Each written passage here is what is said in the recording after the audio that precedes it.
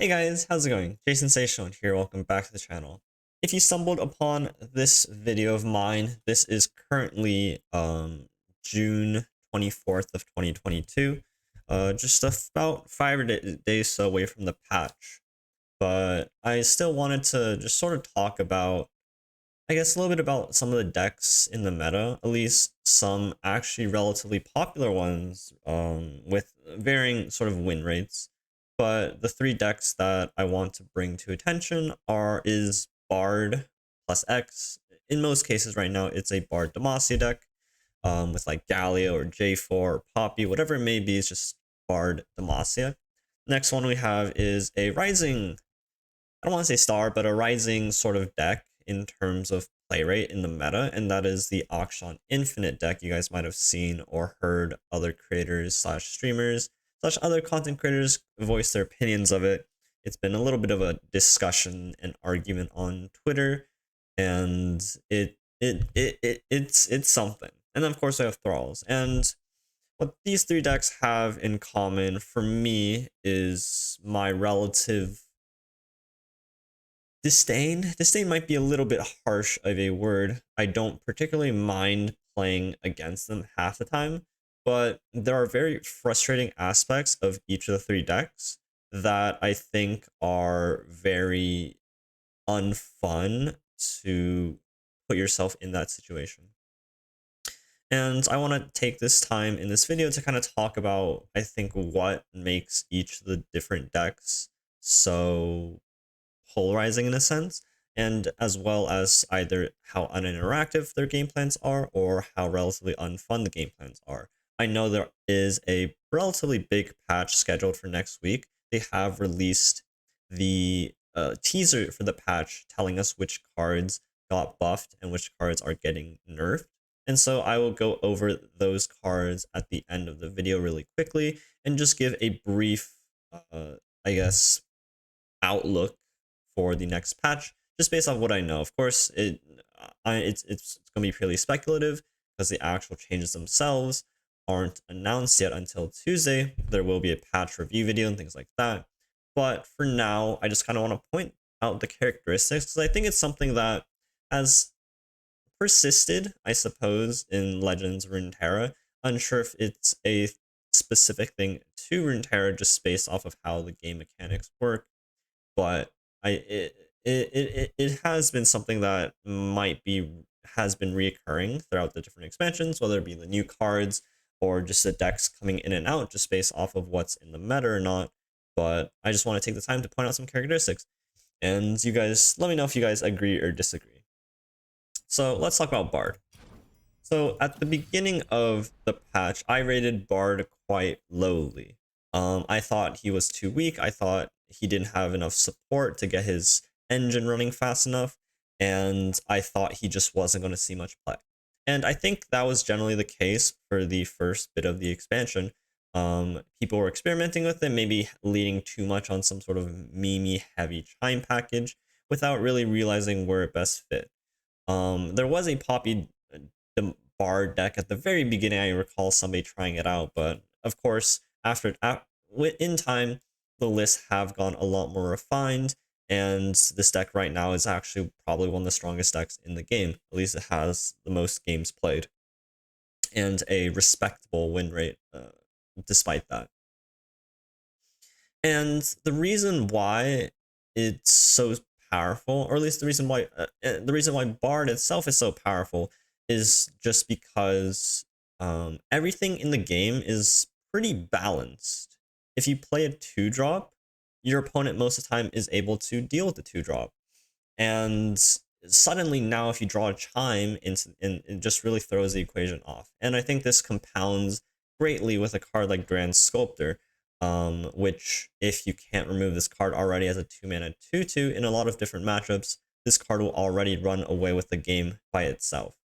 And now imagine if this hits a chime, or I technically speaking, they could play Beard, and you just have to accept the fact that it hits. But if they randomly hit a chime off of like a natural draw, they top deck on turn 1, or say the chime just lands on the Grand Sculptor, and you are able to play a 2-mana 3/3 Grand Sculptor, Now, suddenly, all the removal in the game is inadequate to actually remove a 2 mana 3/3. There is, I believe, no singular spell in the game that can remove a 2 mana 3/3. And really, the only things that come to mind are Petricide Broadwing, as well as the Noxus Trifarian Glory Seeker Challenger. I really don't think, or I can't think of any other card for 2 mana or less that can deal Durant Sculptor. Now, of course, you can say, oh, I'm just going to bank 3 and Thermo Beam it, or get excited, or something, deal 3 to it for 3. But then, now they could like Ranger's Resolve or something like that. And so the fact that a card like a very snowbally card at that is able to stick on the board on turn 2 because it did hit a random chime, it all of a sudden makes a really big difference. And this actually makes this deck kind of interesting because from what I've seen and heard from different people in the matchup is, at least against, say, Galio versions of this Bard deck, the Annie Ezreal deck, the PNZ deck, the deck that's supposed to beat pretty much any sort of Demacia deck, actually struggles really hard into it because, again, removal becomes a lot less efficient when all of a sudden you hit a couple of chimes early on and now your units are overstated for their cost and you can play them down on curve a lot easier. And now, most of the times, this isn't going to happen. They play Beard on turn 1, it hits something, and you're fine with that. It's how this card works. You're a little bit sad because now they might have a bigger 2-drop, but at least that's what their 1-drop did, right? But the issue with Bard himself is that it just creates a whole another level of variance into the game. Some games, you'll draw a Chime on turn 1, and then that'll buff your Beard into a 3/2, and then your Beard will buff a Durant Sculptor into a 3/3. And then all of a sudden, against a lot of decks, that's just going to win by itself. And now on the other side, you don't draw Beard on turn 1 and you don't draw Chime on turn 2 either. Your deck is just a pretty standard Demacia rally mid-range deck with Poppy. And now it's just a fair pile of cards. But if you hit a couple of Chimes here and there, then all of a sudden your deck is completely different because there's nothing else that can really contest those early turns. And it's just quite unfair for quite literally. There's just really nothing that can really answer that if you manage to hit the chime on the turn that you need it. And this, of course, it loses relevance as the game goes on because once you have more mana, it's a little bit easier to deal with things. But in the early turns, like especially turns 1 through 3, the difference between drawing a chime that you generate off of Bard is so insane. And don't even get me started when you draw 2 chimes. It's so crazy.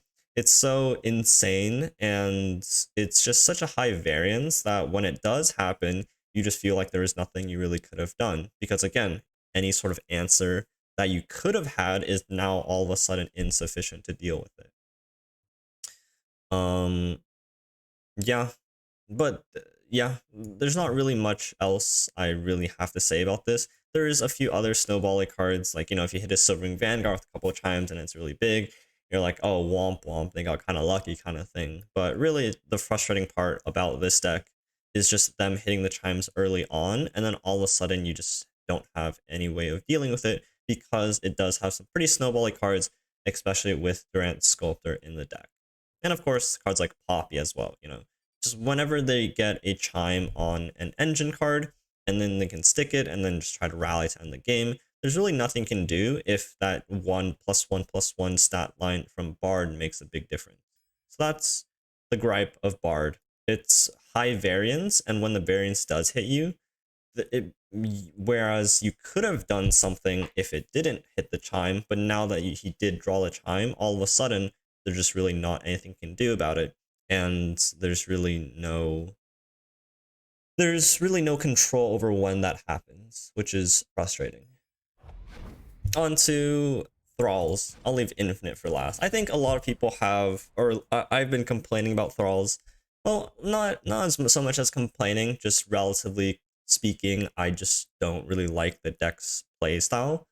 With the introduction of Harbinger of Thralls, the Thrall's consistency is now very, very high. A lot of the times your opponent will have Frozen Thrall or Harbinger on turns 1/2, and now they are able to generate a Thrall much more consistently before turn 3.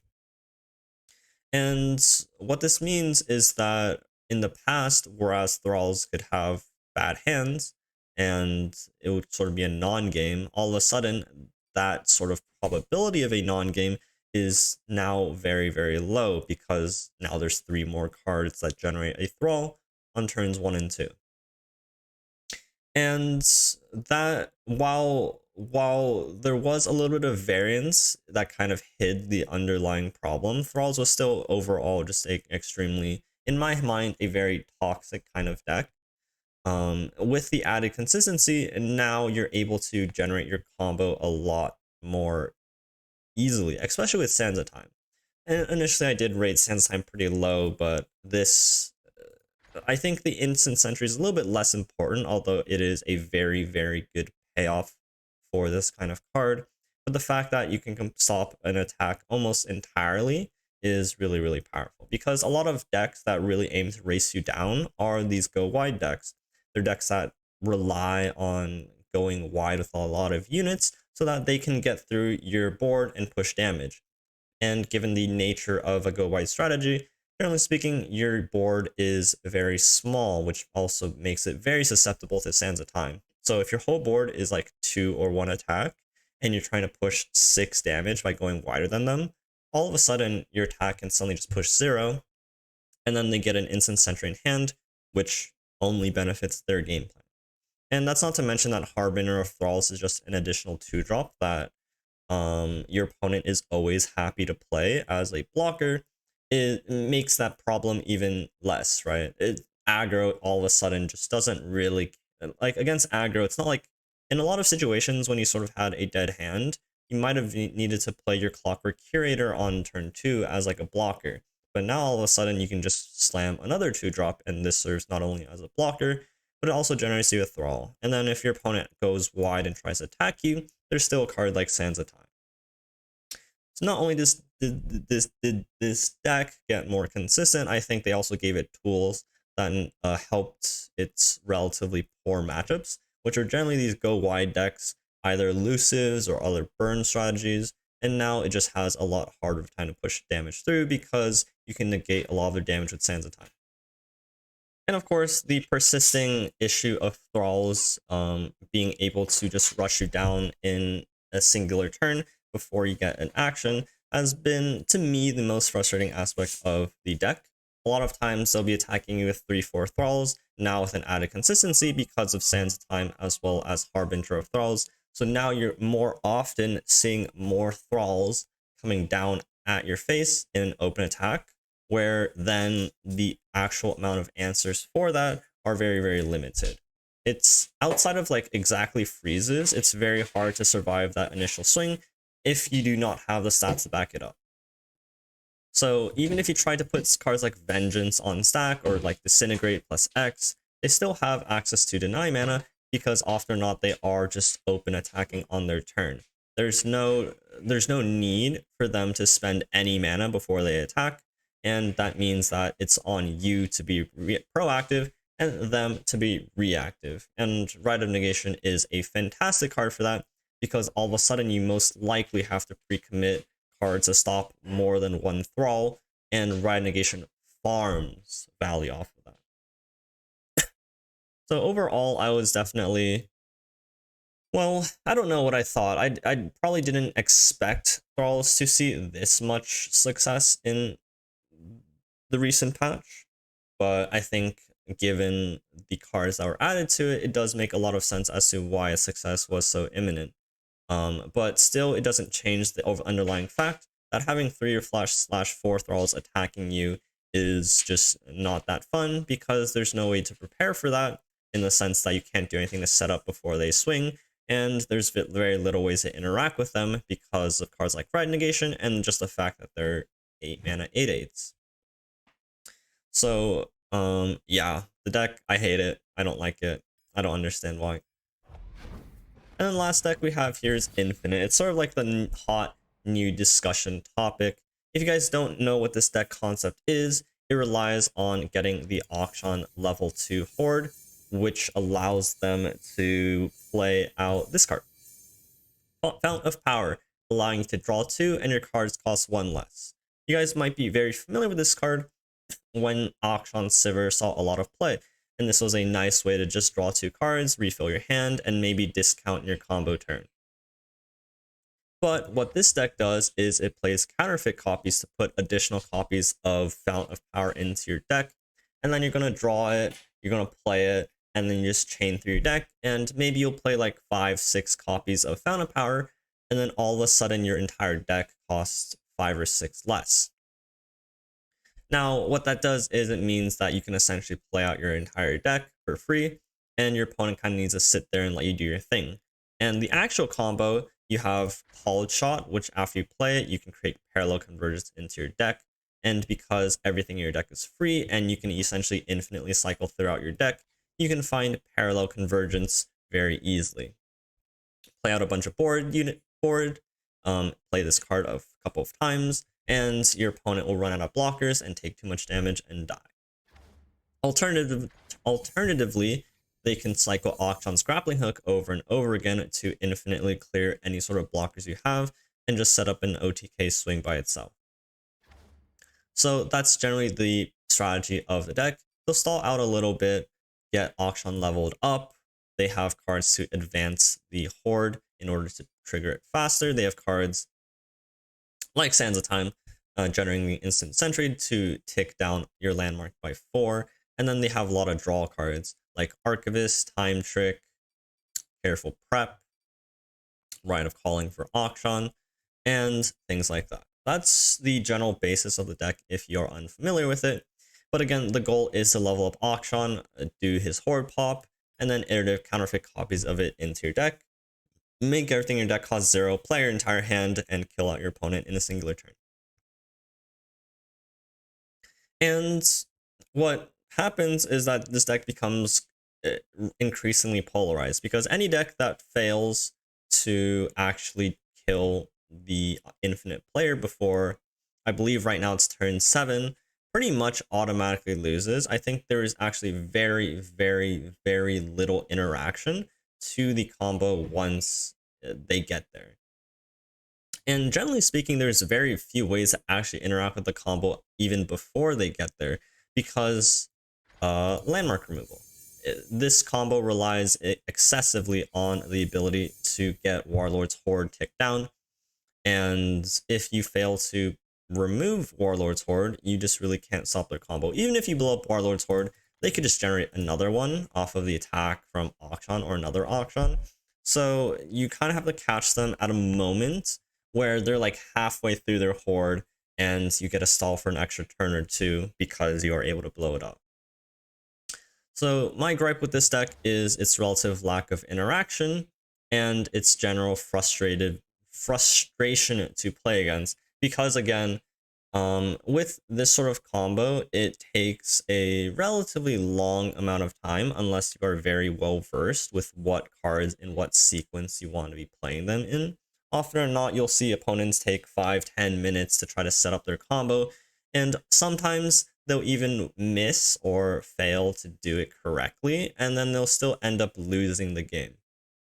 So you as the opponent is sort of forced to sit there, watch them do their thing, and kind of see if they actually are able to pull it off or not. And that just really kind of stinks because it takes a lot of time. Your opponent might be roping you on certain turns because they're unfamiliar with how things work, and it just becomes an absolute sort of headache to really sort of sit through that, because throughout the whole game, you know that you couldn't really have interact with the combo because maybe you just couldn't kill them fast enough. You didn't draw the one card you need on that turn. You didn't draw the rally. You didn't draw the might. And now they survive to the point where they can just do their thing. So yeah, that's my problem with the deck. And of course, they get a run deny. Like, even if you do draw a card to stop it, like, they can be running 2 or 3 denies and just make your life a whole lot harder. And so there's definitely a lot of things in here that is frustrating. I think just a common trend just stream as a whole, like quicksand, rite of negation, things like that, are just relatively frustrating. And in another region that has enablers for all sorts of different combos, such as these landmark focused ones, is quite tricky. But overall, I think there's a generally common theme of the relative amount of uninteractivity between Bard with the chimes, because now all of a sudden your removal is no longer adequate. Thralls, which has an added layer of consistency, now landmark removal is no longer very good against Thralls because of their ability to not only draw into and generate multiple Thralls, but also their consistency to count them down and get them down in a faster plan, but also more consistently.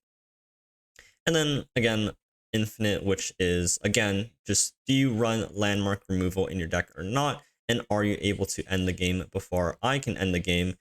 Well, by end the game I mean do my thing for like 5 minutes. And I think there's just a relatively common theme between the decks that I really hope that Riot is sort of able to identify, because I think they're just smart individuals there. But that's sort of just my gripe with some of the strongest decks right now in the meta. It's not very fun for me as a player.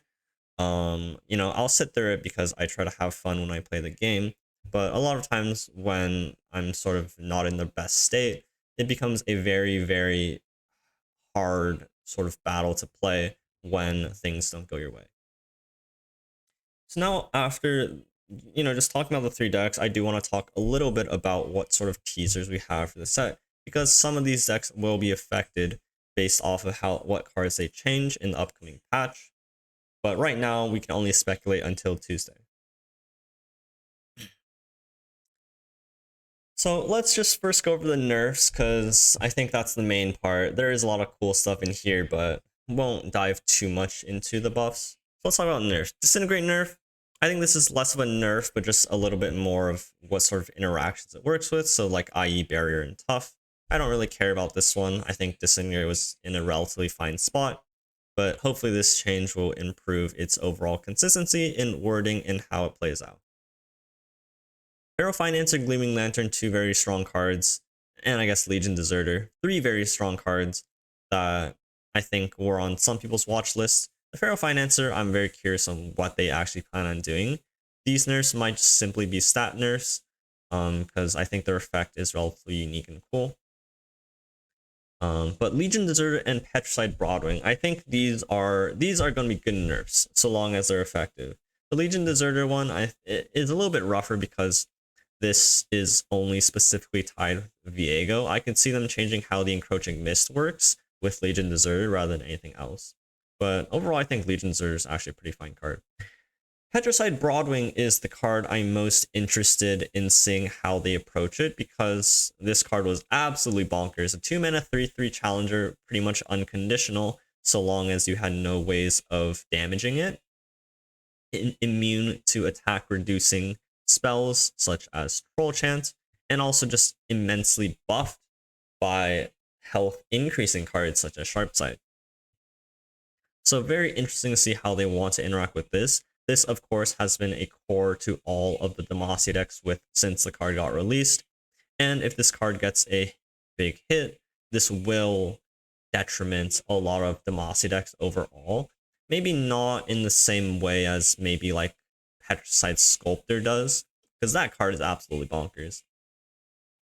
Promising Futures and Sands of Time. These are the changes that I'm looking for. I think it's smart that Riot, or at least the Player Interior team, identifies what cards are problems.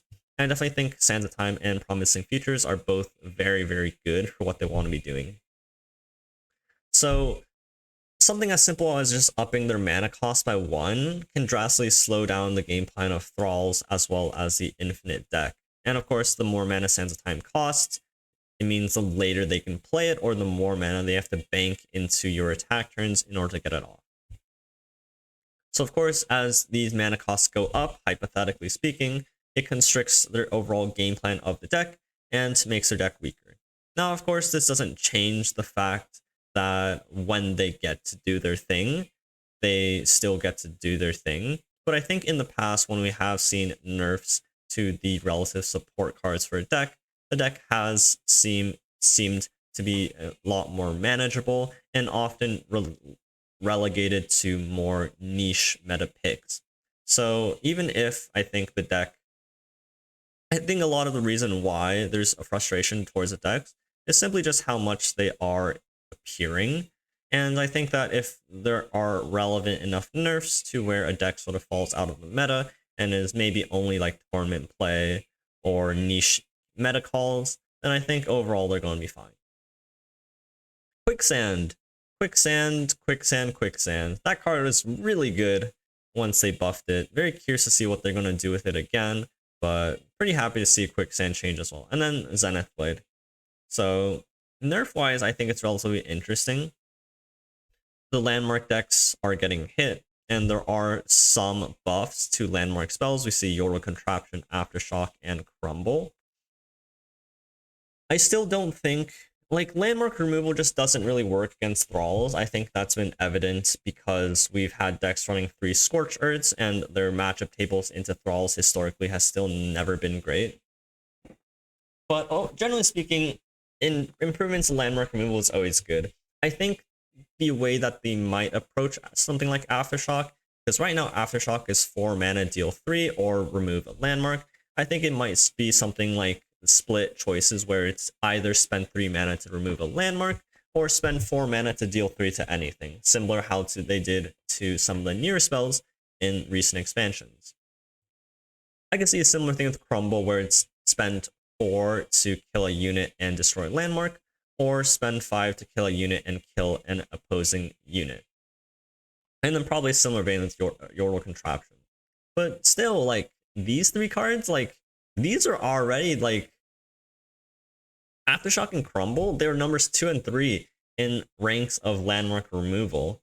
And you're buffing the second and third cards that already weren't really being used to landmark removal is kind of questionable.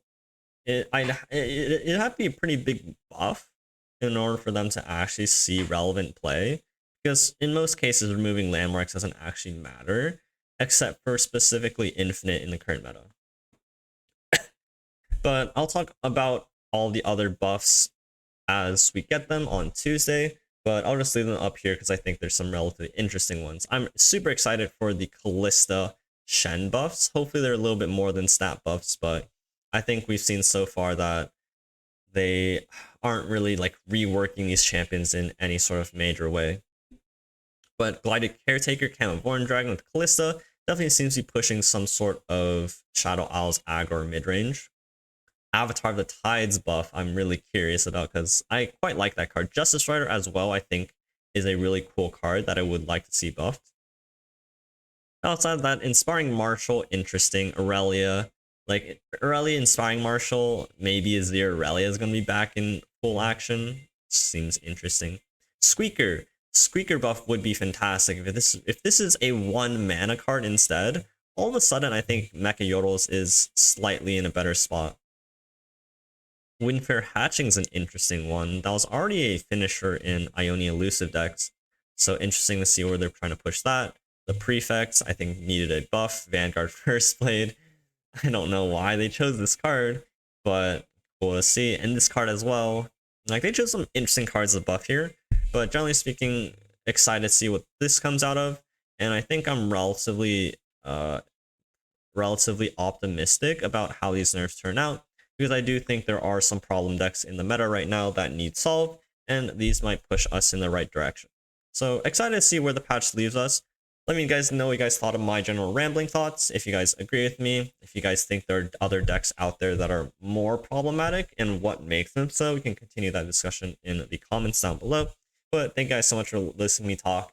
I'll catch you guys later. Peace out, guys.